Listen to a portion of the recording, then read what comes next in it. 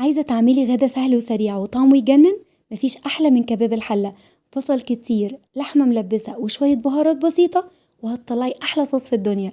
تعالي أقولك على التركات اللي هتخليه زي بتاع المطاعم وأحلى كمان. ياريت لو أول مرة تشوفوني متنسوش تشتركوا في القناة لو لسه مشتركتوش. يلا بقى حلة على النار، هنزل عليها بمعلقتين من السمنة وشوية زيت كده حلوين، وبعدين هسيبهم يسخنوا كويس جدا مع بعض. وهبدأ بقى ان انا انزل عليهم باللحمة بتاعتي. طبعا شايفين اللحمة انا مقطعاها مكعبات صغيرة. قبل ما اقطعها مكعبات انا شطفتها شطفة كده بسيطة بالمية، وبعدين سبتها تصفي كويس جدا وقطعتها مكعبات زي ما انتوا شايفين كده. هبدأ بقى ان انا انزل عليها بمعلقتين من الملح. هسيبها بقى كده لمدة 5 دقايق. وطبعا واحنا بنشتري اللحمة من عند الجزار ياريت نشتريها لحمة صغيرة مش لحمة كبيرة، لان كباب الحلة بيحب اللحمة صغيرة، بتكون دايبة جدا، لكن اللحمة الكبيرة بتاخد سوا قوي ومش بتكون حلوة قوي في كباب الحلة. هبدأ بقى كده ان انا اغلي مية في الكاتل بتاعي، وهنزل عليها بمج من المية. يبقى انا عندي كده مج من المية المغلية. هقلبهم بقى مع بعض.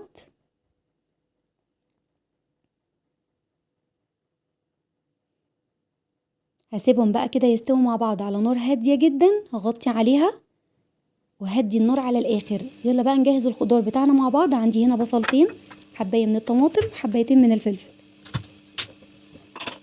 هقطع هنا البصل زي ما انتوا شايفين كده شرايح، لا هي رفيعة ولا هي تخينة. شايفين بالشكل ده كده. طبعا كيلو من اللحمة ممكن ان انتوا تحطوا له بصل اكتر من 2 عادي. يعني لو انتوا حابين تحطوا له 3 بصلات تمام، يكونوا برضو كبار، او لو حابين برضو تحطوا له 4 بصلات متوسطين برضو كويس جدا. يعني كده كده اصلا اللحمة كباب الحلة بيحب البصل عادي. يعني البصل هنا اختياري، لو انتوا حابين تكتروه تمام مفيش مشكلة خالص. كده خلاص قطعت البصل بتاعي. الطماطم برضو هقسمها نصين كده، وهبدأ بقى ان انا اقطعها مكعبات صغيرة زي ما انتوا شايفين كده.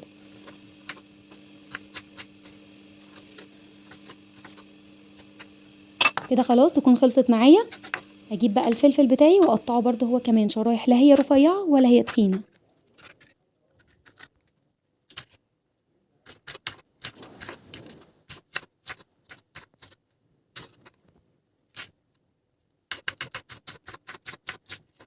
وبكده خلاص اكون جهزت كل الخضار بتاعي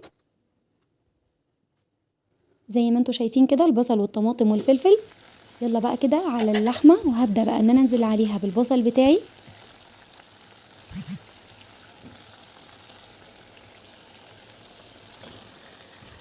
هقلبه كده تقليبة خفيفة.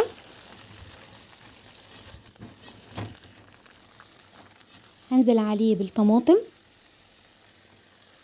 هقلبها برضو تقليبة خفيفة كده. وبعدين هنزل عليه بالفلفل ونقلبهم بقى مع بعض. هنقلب بقى كده تقليبة كويسة جدا.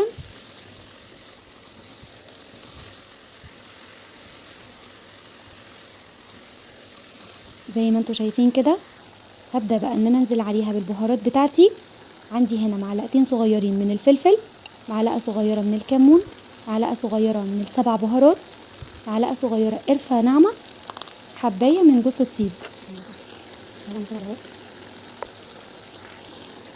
شايفين شكلها عامل ازاي؟ انا طبعا هنا بشرتها بالمبشرة، وده شكلها بعد ما بشرتها. هنزل عليها بقى بجوز الطيب اخر حاجة، وبعدين هقلبها بقى تقليبة حلوة كده. مش عايزة اقول لكم على ريحة تجنن، ريحتها بتقلب عندي البيت كله. صراحة تحفة تحفة تحفة، لازم تجربوها تجنن. اغطي بقى عليها واسيبها لمدة ربع ساعة، وبعدين هنزل عليها بقى بحباية من البطاطس. دي بتكون خطيرة، بتتشرب كده من الصوص بتاع اللحمة، بتبقى حلوة جدا. طبعا البطاطس هنا انا قشرتها وقطعتها مكعبات زي ما انتوا شايفين كده، وغسلتها كويس جدا وصفيتها، وبعدين حطيتها على اللحمة زي ما انتوا شفتوا كده. هغطي برضو عليها كمان ربع ساعة، وبعدين هبص عليها كده. هنا لقيتها برضو احتاجت مية، فهحط لها هنا نص مج من المية. طبعا طول ما هي بتستوي معاكم لو انتوا شايفين ان هي محتاجة مية دايما عادي ضيفوا لها يعني نص كوباية بنص كوباية كده، بس اهم حاجة المية تكون مية مغلية يعني. هسيبها بقى تستوي كده على نار هادية جدا. بعد نص ساعة تكون خلاص كده خلصت معايا. مفيش اسهل من كده خالص. وده كده شكلها بعد ما خلصت معايا. خطيرة وريحتها تجنن. بألف هنا عليكم. يا ريت بقى تقولولي رأيكم في الكومنتات، ولايك وشير لو عجبكم الفيديو. طبعا احنا ممكن ان احنا ناكلها مع مكرونة او مع رز ابيض او بالعيش. قولولي بقى في الكومنتات بتحبوا تاكلوها جنب ايه.